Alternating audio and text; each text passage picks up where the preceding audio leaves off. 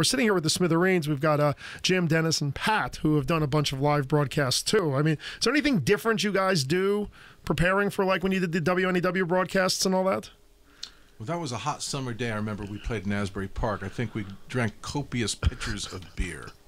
That was the only prepreparation? As I recall. We were hanging. I think we were staying at the Empress Motel, which is very famous. Actually, I think it's in.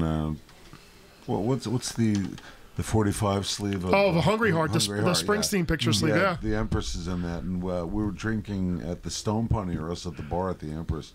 But we were well gone by the time we took the stage. So yes, we did do very careful preparation for that performance in front of those 30,000 fans on the boardwalk. Oh, it was more than, I think it was 100,000. That was an amazing sight. That was an amazing sight. It was a great experience. There's some great pictures for that. I was at that. That was an amazing, amazing event. You guys kicked ass. I don't remember that one. That's what I'm talking about. No, I'm kidding. Of course I remember it. So when we mentioned, Dirty Pearls and that the show was going to be originally at Don Hill's. Yeah. One of the things we were going to do tonight is Don Hill was actually going to come up because you guys were the first band to play Don Hill's club when he opened it.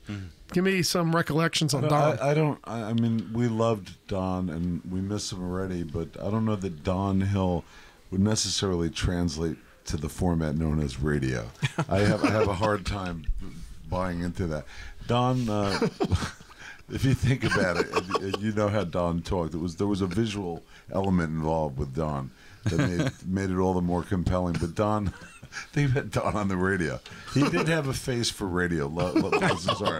So in any event, when we Dennis already had a relationship with the bar known as Kenny's Castaways, which was really happening around the late 70s, early 80s, and Dennis had been in a band called Mark Mazer and the Targets, and Mark played with Kid Creole and the Coconuts, so we sort of had an in, but we played one weekend there. Don Hill booked us. No one else liked us except for Don, and he continued to book us, and he and the late Pat Kenny nurtured and helped develop us into a national recording act. And for me personally, Don did many things for me. He lent me money when I was broke all the time and never asked for it back. I offered it back to him. He wouldn't even accept it. He pretended like he never did it. I had lost my job at Macy's, and I was walking my bike home. I had tears in my eyes, and I saw Don Hill standing in front of a building on 13th Street. And I said, "What are you doing here?" He goes, "Well, we're opening up a new bar called the Cat Club." I said, "I just lost my job." He said, "Come in," and they hired me. Just like that. He always did stuff like that quietly. Wow. He was a good man and a good friend, and to us, he's still alive. It was it was a sad day. It was a great loss to us when we heard that Don passed away. You should tell the audience who Don is at large, the folks who weren't. No, we did a whole tribute to him last week. Don, of course, one of the legendary club owners in New York City, passed away actually the 31st. And it was obviously a sad thing. We were doing shows there. We were all excited. And like I said, once he passed away, he just can't do it there, as you know. Well, Don was a kindred spirit of sorts of the Smithereens, because we would talk about this amongst ourselves. But he grew up in Irvington, New Jersey, which is about 5 miles from Scotch Plains. Which is a nice, safe area right now. It's a great place. Yeah. Vintage Vinyl started there in Irvington. Yeah, sure. I bought a lot of Stranglers and Jam records and Elvis Costello from.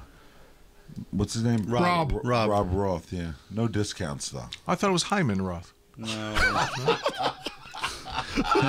That's the Cuban part of it. Yeah. So, enjoy your cake. Enjoy. We're here with the Smithereens on 101.9 Smaller RXP. piece. Anything reminiscing about Don Hill and the club scene in Irvington, New Jersey now, too. Chancellor Avenue. Yeah, Don was a one-of-a-kind individual. And certainly when the time came back for us to repay him for every kind of... Well, I'll give you another example. We had spent $150,000 on a video for our top 40 song, A Girl Like You, and it was rejected by MTV, and they said, "You've got to go back to the drawing board." They deemed it career-damaging and tasteless. We won't go into the reasons why, but we had no money. We had very limited budget to do another video, and Don gave us the Cat Club for free. He didn't charge us.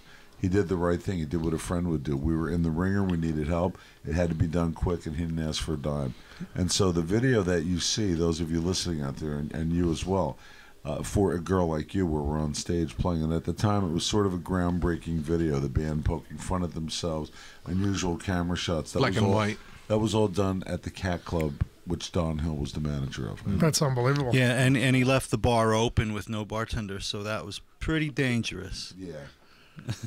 Well, it's amazing. Don Hill was a legend, and obviously he will be missed. And actually, let's do this song. It's a Gaslight anthem. It's a song called Old Haunts, which ties into the old clubs and stuff. Let's play it. 1019 RXP, anything.